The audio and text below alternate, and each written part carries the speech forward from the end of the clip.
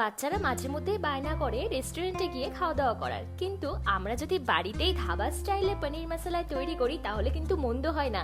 চলো তাহলে পনির মশলা এই রেসিপিটি আজকে খুব সহজেই তোমাদের সাথে আমি শেয়ার করব। এই ধাবা স্টাইলে পনির মশলা রেসিপিটি ছোট থেকে বড় সবারই কিন্তু মন কেড়ে নেবে, আর থাকছে অনেক টিপস এন্ড ট্রিক্স। তো তোমরা শেষ অবধি ভিডিওটি দেখতে থাকো। প্রথমেই দেখো আমরা কড়াইতে তেল গরম করে পনিরগুলোকে হালকা লাইট ব্রাউন করে ভেজে নিলাম। এরপর ওই কড়াইতেই তেলের মধ্যে আমরা গাজরগুলো দিয়ে ভালো মতন এটাকে ফ্রাই করে নেব। আর ক্যাপসিকামটা কিন্তু গাজর ফ্রাই হওয়ার পর দেব, তাহলে কি ক্যাপসিকামটা বেশি পরিমাণে ফ্রাই হবে না, হালকা ফ্রাই হবে।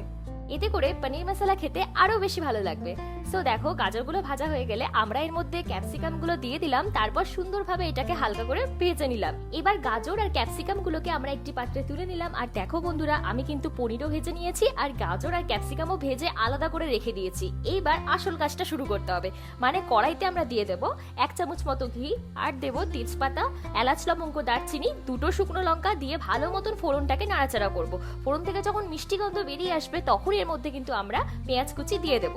এই সময় গ্যাসের ফ্লেমটা মিডিয়াম টু লোতে রেখে পেঁয়াজগুলো আমরা ভেজে নেব। আর এর মধ্যে দিয়ে দেব 3 থেকে 4টে চেরা কাঁচা লঙ্কা।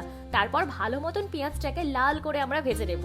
এবার দেখো বন্ধুরা, যখন পেঁয়াজটা ভাজা ভাজা হয়ে যাবে তখন আমরা এর মধ্যে দিয়ে দেব আদা রসুনের পেস্ট, আর দেব আগে থেকে পেস্ট করে রাখা টমেটো।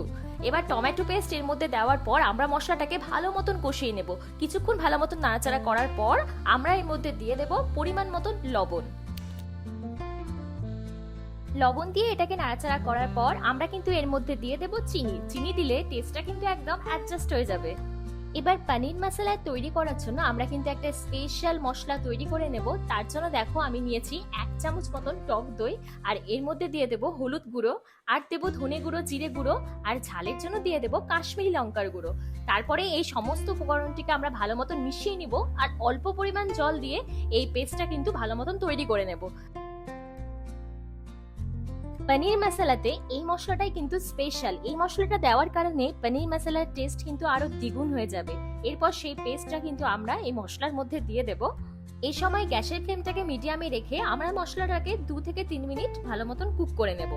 মশলাটা ভালো করে কুক হোক ততক্ষণে তোমাদের কমেন্ট একটু পড়ে দেখা যাক। ফেসবুকে সুজাতা চক্রবর্তী আমাকে কমেন্ট করেছে, খুব সুন্দর হয়েছে, আমি পুরুলিয়া থেকে দেখছি, থ্যাংক ইউ সো মাচ। কাবলি ছোলার ভিডিওতে শুভ্রা মিত্র নামে আরো একজন কমেন্ট করেছে, লিখেছে ইউনিক, সবার থেকে আলাদা, থ্যাংক ইউ সো মাচ আমাকে এতটা ইন্সপিরেশন দেওয়ার জন্য।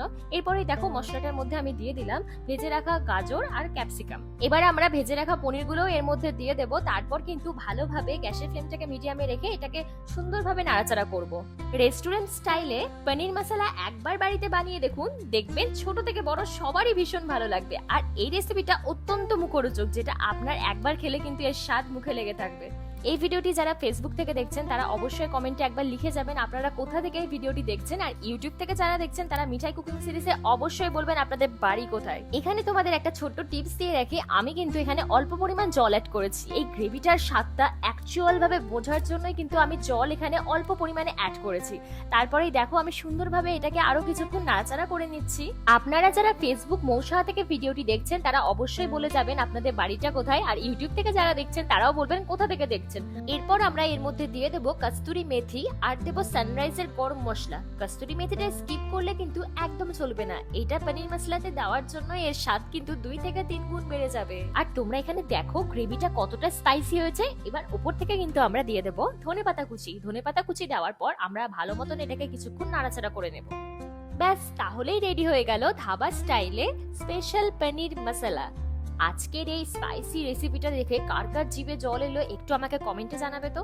আর দেখো উপর থেকে কিন্তু আমি একটু ধনেপাতা কুচি সাজানোর জন্য ছড়িয়ে দিলাম। তারপরে সুন্দরভাবে তোমাদের সামনে পরিবেশন করলাম আজকের স্পেশাল পনির মশলা। এই রেসিপিটা কিন্তু একদম রেস্টুরেন্ট স্টাইলে হয়েছে, বলতে পারো রেস্টুরেন্টের থেকেও আরো অনেক অনেক অনেক বেশি ভালো হয়েছে। আর বাকিটা কিন্তু তোমরা যখন প্র্যাকটিক্যালি বাড়িতে এই রেসিপিটা একবার বানাবে তখনই টেস্ট করার সময় বুঝতে পারবে ঠিক কতটা মজাদার রেসিপি। সো বন্ধুরা, আজকের ভিডিওটি তোমাদের কেমন লাগলো তোমরা কমেন্ট সেকশনে জানাতে একদম ভুলবে না। আর নেক্সট তোমরা কোন কোন রান্নার ভিডিও দেখতে চাও সেটাও কিন্তু কমেন্টে বলবে। আচ্ছা, আমার রান্নার রেসিপি দেখে বাড়িতে ট্রাই করেছো এমন কয়েকটা সাবস্ক্রাইবার ছাড়া আর কি কেউ আছো, তাহলেও কিন্তু আমাকে জানাবে। এইবার একটু টেস্ট করে দেখলাম এন্ড এটার টেস্ট কিন্তু দারুণ হয়েছে। ভিডিওটি ভালো লাগলে চ্যানেলটি সাবস্ক্রাইব করে দিতে একদম ভুলবে না। দেখা হচ্ছে নেক্সট এপিসোডে।